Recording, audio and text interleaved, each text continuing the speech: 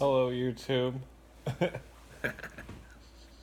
the I moved into a new house. It's okay. Um, oh, damn it! I suck at making videos. the the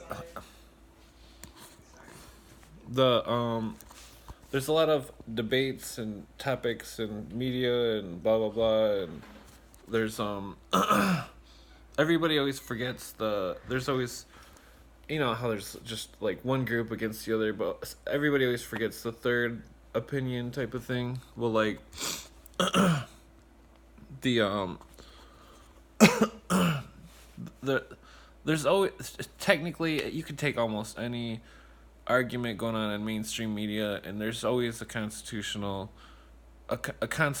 portion of it which is missing, and there's always usually both sides of it violate the Constitution in some way or another. Like for example, well, not necessarily the the arguments themselves, but the main topic, like, minimum wage. Like, oh, some people are arguing about this and that, but the real argument is, of course, the constitutional currency, because in minimum wage it goes up while the currency inflation goes down, and there's you wouldn't need to increase minimum wage if there was constitutional currency, basically. Like but anyways, like, if you think that currency of the United States is Federal Reserve notes, then you're mistaken, because United States Code, uh, Chapter 12, Section 411, 12 USC 411, is the United States Code about currency, the Federal Reserve notes, which specifically says that Federal Reserve notes are obligations, and that those obligations are redeemable for lawful money, and that's accurate. But no one complies with it. No one cares. No one understands. But the gold and silver coin clause in the Constitution says gold and silver is lawful money. So, pursuant to the Constitution, the USC 411 or 12 USC 411 is accurate. It's saying that Federal Reserve notes are obligations and they're redeemable for lawful money, and I'm assuming that when it says lawful money, that it means gold or silver coins. But there are no gold and silver coins in circulation. Damn it, I need one of those, like, phone holder thingies. Anyways, there are no gold and silver coins in circulation, and the Federal Reserve Bank doesn't have any. They have gold coins, but they're not something that you can spend, and they're not the face value of what they say. It says, like, there's like $1 gold coin for $1,400 or something, that's like an ounce of gold, or but the there's another argument that attaches onto that, where 31 USC 3124 and 31 USC 742 both say, well, the 742 says obligations of the United States are exempt from taxation, in general, and then the 31 USC 3124, which they like to hide the 742, but it's still in effect because it was never taken off or whatever. But the 3124 still exempts taxation by state taxes uh, under the Federal Reserve notes being obligations, and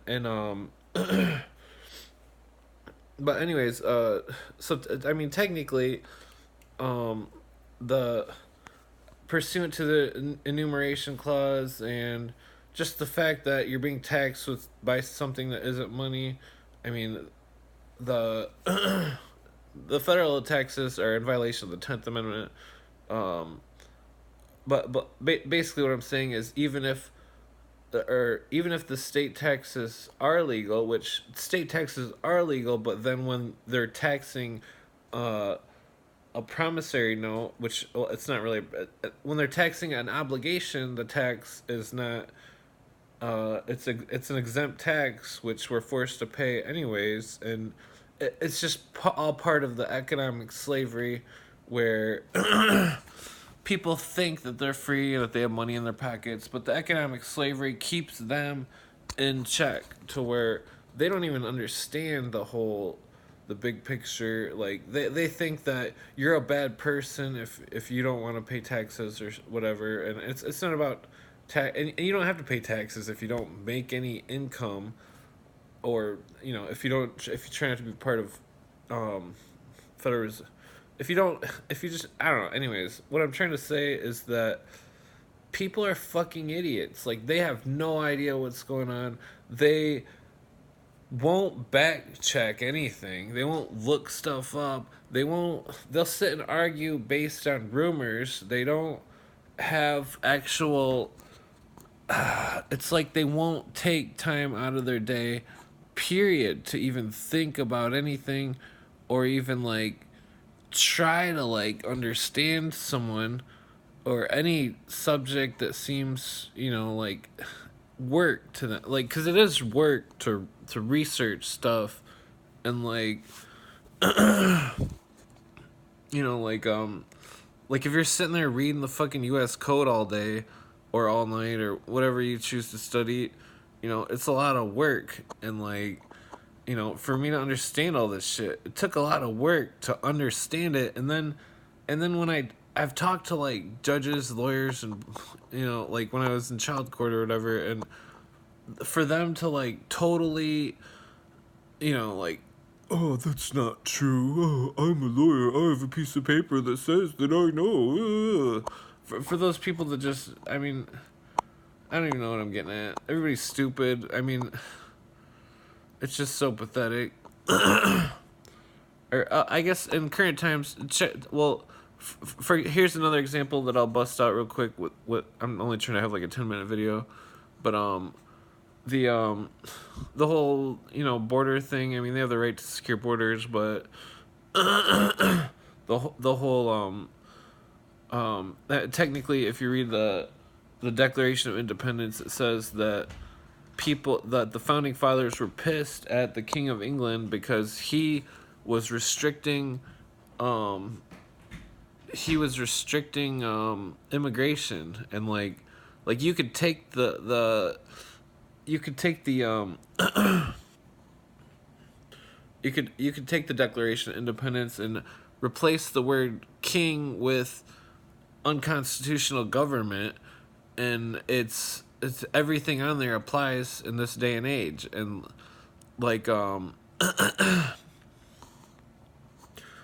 don't know, there's just an overwhelming I don't know, it's interesting. My girlfriend brought up that they're talking about, they're calling people who are saying Epstein or whatever is involved in whatever, they're saying that the people who are criticizing him are anti-Semitic. And it's ironic because William Cooper says that he got called an anti-Semitic all the time, and they use that to try to like justify that they, I don't know, it's just a plot for them to try to win an argument. Like, oh, you're a racist, you but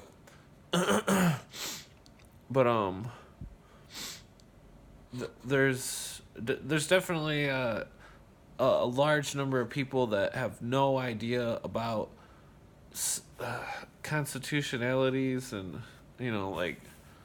I like it how Carl Miller explains it. He says, you're either pregnant or you're not pregnant. There is no in between. And he says it's the same for constitutionalities. Like, it's either constitutional or it isn't. And if any part of the system isn't constitutional, I forget the case that he quotes, but he says that if any part of it is unconstitutional, then the entire system is unconstitutional. That's part of that thing. So, like, say the court system, you could argue that I'm not saying that you argue in court or anything like with this, but I'm saying that the whole system itself is unconstitutional because they're paid with unconstitutional currency. And there was even like court cases where judges